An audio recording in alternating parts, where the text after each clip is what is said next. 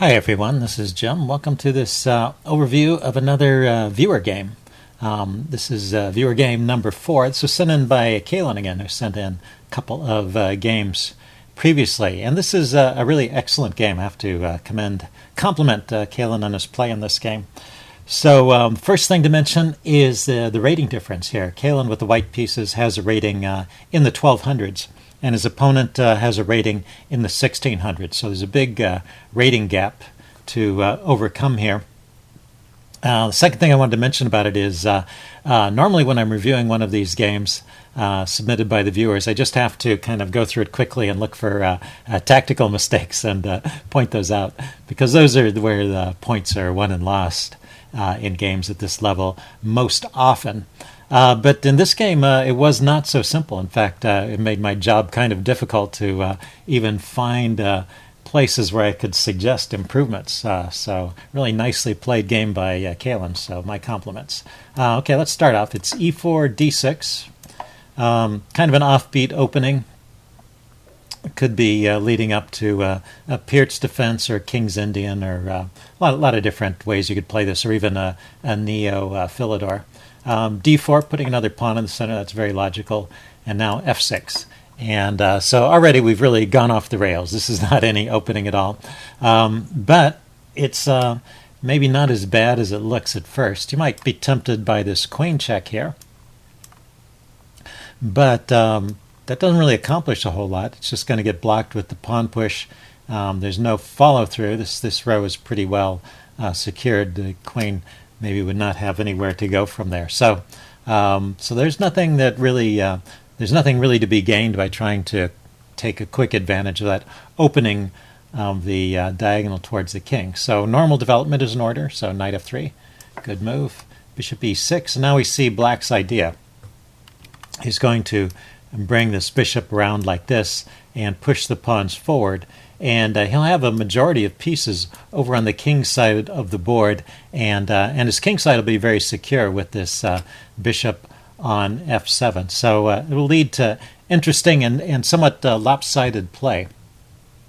So Kaylin grabs a little more space in the center with c4. I like that move. Bishop back to f7. Black completes his plan. And now queen to b3. So this is a move. It's not a bad move, but I would question it if we look to what happens in a few moves. Let's pause and think about what's going on here. We're still really in the very early stages, and so the most natural moves would be continuing to develop with the pieces. There's also, in addition to normal piece developing moves, bishop's out.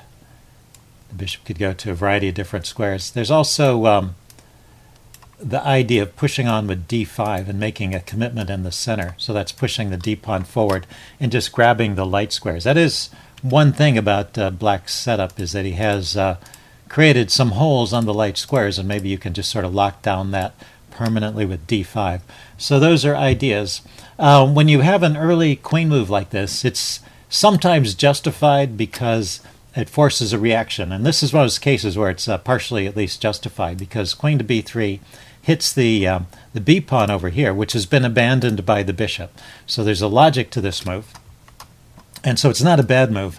But, well, let's play on a few moves, and then I'll comment about that further. So b6 was the reaction provoked, creating more light-squared weaknesses. So that's the positive aspect of queen b3.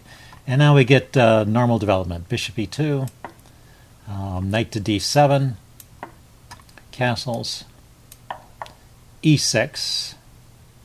So Black decides it's not yet time to push on with e5, although that seems like that's probably his eventual plan. Maybe he could, with the pawn on e6, he could think about potentially f5 or d5 as well. But those moves would leave this light-squared bishop permanently bad.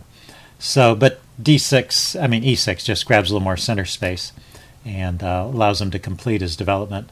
Knight to c3, knight to e7. So he's got a square for the knight now. Bishop to e3, knight to g6.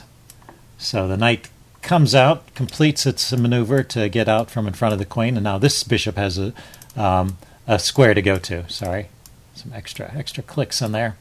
Now the dark squared bishop has a square to move to. Rook a to c1, continuing to develop. Bishop e7, and now the queen went back to d1. So this is the other thing you could think of when you're doing one of these early queen moves is, does the queen really have a long-term future out there, or does it want to move again? In this case, it seems that the center of gravity is shifting over towards the king side. You know, all of these pieces have been moved over to the king side, and that's where black's strategy, at least, is going to take place. Now, white can counter that kingside strategy with threats on the queen side. And certainly white has more space over here. But he needed to get the queen out of the way in order to move the pawns forward. So if you think about it, there were two moves that were made with the queen. And in response, it provoked one move from black. And it also created some weaknesses. So you might think that it's worthwhile. And you know, like I said, I don't think queen b3 was a bad move. Just something that maybe you could have done these other developing moves first before you start maneuvering with the queen and saved a tempo there. But if you had done that, then you wouldn't have provoked this b6 weakness. So pros and cons. Anyway, at this position, black castled. And right here is the second move of Kalin's that I guess I would question or think to look for another move. There's a couple ideas in this position that I think are kind of interesting to think about. One is, you look at this knight here. It really doesn't have a lot of squares to go to. For a while I was wondering if it could simply be trapped with a combination of pawn to g3 and pawn to h4 to h5, but it always has this h8 square, and in fact it actually moves to h8 at some point later in the game, so trapping it is not an idea. But the move g3 is still an idea. It just takes more squares away from that knight, and you know, black's position starts to look mighty congested, and you wonder how he's ever going to be able to unravel. So that's one idea, g3. Another idea I think makes maybe even more sense is to push on with d5 right here. At some point, it kind of makes sense to clarify the situation in the center. A push like d5 will solidify white's grip on the light squares, so perhaps he can take advantage of that at some later point. And it will, first of all, it'll hamper his light squared bishop, and it will turn his dark squared bishop into a bad piece, a bad bishop looking at the dark squared pawns there. So I think d5 makes a lot of sense. So what Kalin played here was b4. This also has a logic to it, and in fact it still keeps an advantage. I should say, throughout this game, white has an advantage in the computer evaluation, and also just it looks like, from my point of view, it also looks like white keeps an edge throughout the game. So b4 gathers more space on the queen side, and perhaps prepares a push of c5.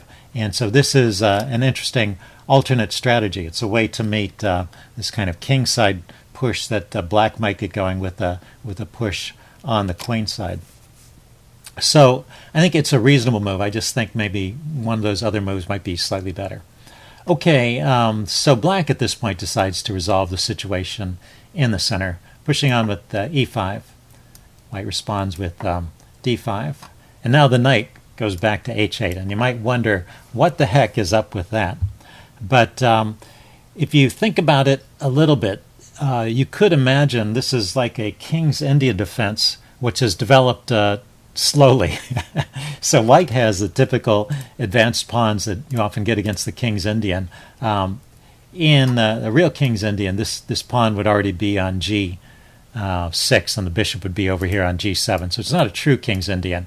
But with this knight out of the way, there are these ideas of pushing these pawns forward and launching a kingside pawn storm, and the pieces are all behind the pawns now, so black is free to do that, and his king looks relatively secure here.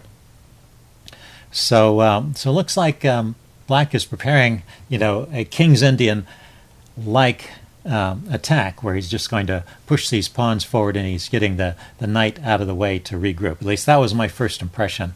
As we watch the game, actually you get a slight wrinkle on that. So white throws in the move a3. I think this is kind of a waiting move, but a good one. Just defends the b pawn, so it eliminates one weakness. This is like a small move that strengthens white's position a little bit. And black plays a waiting move too, a6. So this is maybe a really good, interesting point to pause and talk about the game. I've already introduced some of the ideas. You might want to consider an exercise sometime of just taking this position and setting it up on a chessboard and seeing how you would play with white. It's white's turn to move, and see if you could figure out how the game might proceed from here and what the ideas are. And now I've outlined some of them. It looks like black potentially has got a kingside attack, and white might be countering with a queenside attack. And it looks like, compared to a king's Indian, it looks like white is much faster on the queen side than black is on the king side. So it looks like white might be good if that could be pulled off. So anyway, let me show you some of the ideas I tried. Oh, so first of all, I guess I wanted to mention that I didn't especially like Kaelin's move here at first glance, but all the moves I tried didn't work out as well as I had hoped either. So that's why I think this is an interesting position. And the move that the computer suggests, I don't think they're very good either. So let's talk about the computer moves first. The computer suggests knight to h4. And, okay, this is interesting. It makes a lot of sense at first glance. I mean, there's this weak square right here. We've been talking about the light squared weaknesses. You could sink a knight there. That would be really a dominating piece. But, of course, black isn't going to allow that. Black is going to play g6. And now the knight has really nowhere to go. And, in fact, the chess engine thinks that the best move here is for the knight just to retreat back. Let's see. Maybe it's possible to try and continue on with bishop h6. So maybe that's an idea. Okay, so that's the one suggestion of the computer. But this g6 move in a way has helped black. If black is playing to turn this into a kingside attack, he's one step closer to getting in this f5 break. That would really open things up for him. But maybe if you have a move like bishop h6, that's good enough. So okay, I'll accept that, having looked at it again. So a combination of knight h4 and bishop h6 is a good idea from the chess engine. Other ideas here. The other ideas the chess engine has are just moving the queen around, which just to different squares. It rates these all as about equal. And so that's an interesting idea just from the point of view of a waiting move. If you're looking for a move that you're not sure what to do and how to proceed, and you want to find a waiting move, often it's a good idea to look to the heavy pieces, the queens and the rooks, because they're the most maneuverable pieces. So if you move the queen to d2 or to c2 and then you decide it's not good there, you can always move it right back. Whereas the other pieces are sometimes a bit clumsy. And similarly for rooks, if you're looking for a waiting move, you can often find a waiting move with a rook, just moving the rook back and forth. And of course you have to be careful you're not letting go of any important points when you do moves like that. But those are ideas for waiting moves. The idea I had in this position, separate from the chess engine, was I thought the natural pawn break was c5 here. And that doesn't work at the moment. And it's not so easy to set it up. That's where I kept running into difficulties. So at first I wanted to play this move, knight to a4 here, looking at this square. Now I've got three pieces concentrated on that square. Notice that he also has three pieces, or two pieces concentrated on that square. So it takes a while to build up enough force to even support that pawn push. And then, unfortunately, there's a downside to this knight move, which is he can play bishop to g6. That's the best response. And put some counter pressure here. Maybe, knight d2 to hold on to it, and then later continue with c5. But the plan gets slowed down, and now black has time to get in this move f5. So that's why my plan is not so great here either. So that's why I cannot, even though I didn't like Kaelin's move at first, I can't criticize it too much. Okay, his move was a4. He just pushed another pawn forward, gains a little more space on the queen side, but it weakens the b pawn. So in the previous move, I liked the pawn push to a6, because it strengthens the pawns over here, but this will move weakens the pawns over here. But all of this still keeps an advantage to white, so maybe it's not so bad. And then right here, black starts to show some of his plan. So instead of pushing the pawn to g6, black decides to move the bishop to g6. And he is going to expand with the pawn push f5. So knight d2, a logical move. Once again, knight h4 could have been considered there. Interesting alternative, but not bad. Knight d2. f5, the pawn push comes. And now we get this exchange. I think you need to take here, so I think this is a good decision. White's probably going to push on if you don't take it, and this expansion of space on the king side can get very dangerous. So take, bishop takes. And now white can park a knight. He chose the d knight on e4. It's a good square for the knight. So all this is good. Knight to f6, challenging that knight. And the knight drops back to g3, hitting the bishop. Cancel that. Hitting the bishop, and still keeping an eye on this e4 square. Okay, so the bishop drops back to g6. And now this next move that Kalen plays, I really like. And this is a kind of move I don't play enough of. It's the move h4. It's just a good move here. If black is given enough time, he might want to drop his bishop back and start pushing these pawns forward. With an advanced h-pawn, not only are you taking squares away from black's pieces, but you're also kind of permanently slowing down any idea of the king side pawn storm over here. Black responded with the move h6 because he wanted the bishop to go to h7. The pawn pushes, and the bishop drops back to h7. So nice sequence there from white, just gaining a lot of space on the king side and pretty much stuffing this attack. Now this knight can get into the game, but it's going to take a couple of moves, and black is going to start on that journey right away. Bishop to d3, exchanging off some pieces. Well, this isn't strictly necessary to exchange these pieces, but maybe it's not a bad idea. Gotta do something to move the game forward. So these exchanges don't hurt, is what I want to say. Takes with the knight. And now this knight comes over to e4. Maybe that was the idea, is to get rid of that bishop so that this knight can comfortably park on the e4 square, in which case that's a good idea. Okay, now knight f to g5 was played here. Good square for the knight. And but this knight is stable. If there's a trade, there's a replacement knight to come in.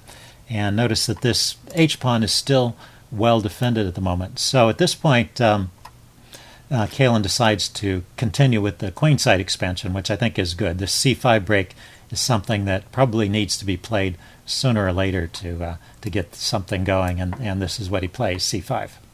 Always, when you're playing this move, you have to be wary of the d-pawn, but right at this moment the d-pawn is not under attack, so that's why c5 seems well-timed here.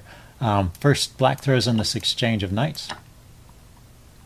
Then bishop to g5. And okay, up to this point, I would say while white has had an edge, sometimes quite a significant edge if you believe the chess engine, although I don't know if I entirely trust the chess engine in these positions. It sometimes is a little over-optimistic for white. But I would say never a winning edge. But right now, the next couple of moves, black starts to really go downhill. So the move that needs to be played here is first taking to clarify this situation over here. Black needs to do that. And then the move knight to f6, challenging this strong knight on e4. And now this also attacks the h-pawn. So this kind of compels an exchange. And after this exchange, white is still better. White has the better bishop. This is a good bishop, and this is a bad bishop. And these pawns are, they look perhaps like they might become vulnerable, but I think they're solid enough. Probably continuing with c takes, and you've got this one pawn in the center, and then you have some hopes, I guess, on the king side. I think this is a good position with an edge to white, but a long game would ensue. So we are in this position here. That's first of all, resolving this tension over here, and then bringing knight to f6. That's black's play here to continue the game, still with an edge to white. Black tries to move bishop to g5 here. That's what was played in the game. And this is a logical move. Like I said, this is his bad bishop, but this looks like a good piece. But it's just mistimed here. Now, the knight could trade itself for the bishop, but I think actually, yeah, that's one of the choices here. Knight takes, and then trading on the queenside and playing on with bishop versus knight. The chess engine likes that. So that gives some edge to white. What Kalen did was he started this exchange here. C takes b6, and then black made the second mistake. So this was only maybe a minor mistake. The other move was a little bit more accurate. Leave the bishop back there, trade off the knights first, and then bring the bishop out. Instead, he took here. This is a second mistake. Instead of resolving the tension over here. And this is actually a tactical mistake. So this is your moment for a tactical quiz in this game. If you're white, what's the best move here? Okay, pause the video if you want time to think about it. I'm going to give the answer away. The right move here, which Kalen found, is b takes c5. You don't go for the automatic recapture, although that would leave you with a pleasant advantage. That would still be an edge to white. But you grab a pawn with an attack on the queen, and this bishop can't really do a whole lot. Let's see. Bishop takes f2 check is one try to try and get a pawn back. Rook takes, and then still the queen needs to escape at this point. The rook can't continue its attack with rook takes because because it's not with check and the queen is under attack. So the queen needs to move, say queen to d7. You take off this rook, and then you just have even though, let's see, let's pause and count. It's 1, 2, 3, 4, 5, 6. 1, 2, 3, 4, 5. You've won a pawn, but the main thing is not the count of pawns, but the fact that this pawn over here is a monster. It's just going to be pretty much impossible to stop it. And we'll see something similar in the game. So anyway, after b takes c7, that just points out that bishop takes f2 doesn't help. That's just one line you need to calculate. So the queen went to d7 right away, and now white gets the bishop back. So white has won a pawn, and but like I said, it's not the count of pawns so much as the fact that this is a really killer pawn, and it's got friends over here to help it out. So this is just a winning position for white, and the game is pretty much over at this point. Although black goes for a counterplay and tries to stir up some trouble. So rook takes f1, check. Queen takes, and then knight to g5, trying to get the knight into the game. And now the simplest way to play this, and the way I would play it, is I would just take the knight here. So just to show you an easy continuation to kind of put this game away with the minimum amount of effort, which is actually an important skill, because at some point in a long game you may be tired and start to miss things. So you really want to finish things in the simplest way possible. So knight takes, pawn takes, saying he wants to hold on to his material, and then queen to c4. Just double up these guys behind the pawn. He needs to try and stop it in some way. So rook here, and then notice the king is never going to be able to come over and attack that pawn. So black will never be able to win this pawn. This pawn is permanently defended by these two guys, and you have two neighbors. And so now you just start pushing these guys with b5, and after a trade, just b4, b6, b7 is going to win the game. So that's the simplest way to finish that game off. So Kalen played this in a more exciting way. Some nice, interesting tactics explode, starting with queen takes a6. And none of these are bad moves. These are all interesting and good moves, keeping a winning advantage for white. So I can't really criticize them. If you want to have some fun while you're playing chess, go for it. I just would play it in that more clinical fashion. I would just try and win as simply as possible. So after queen takes, black could take. Actually, he decided not to. He could have taken the queen, and then you can push on and get the queen back like this. Queen's with check. Rook comes here with check. King comes up. And now you need to defend these pawns or start them rolling. You're going to win with these outside pawns, so this is still winning. But let's see, the most accurate move here is actually knight c3. You want to make sure these pawns don't get blockaded, so you want to carefully set up their advance, so bringing the knight over to help with the advance of the pawns and also defending the a pawn, which was under threat. And then you continue from here, just maybe even bringing the king over next, gradually moving those pawns forward. But it's a much longer game if black had put up the stiffest response compared to just trading the knights and playing queen c4. So that's why I recommend that. Okay, but let's show how the game went. Queen takes a6 was played.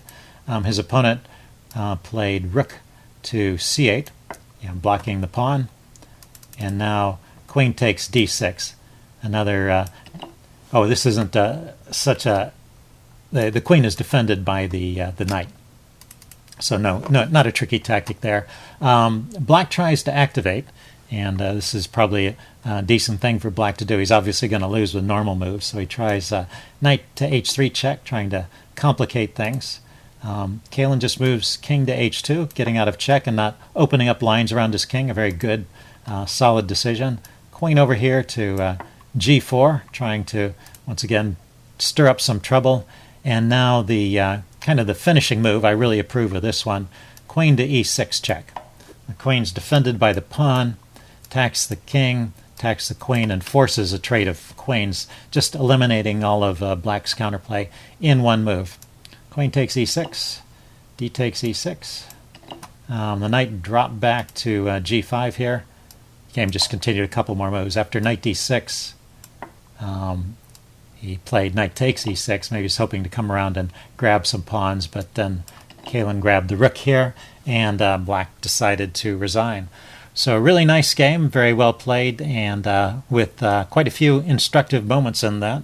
Hope you guys enjoyed that. Leave any comments you have in the section below, and I will see you again soon. Bye.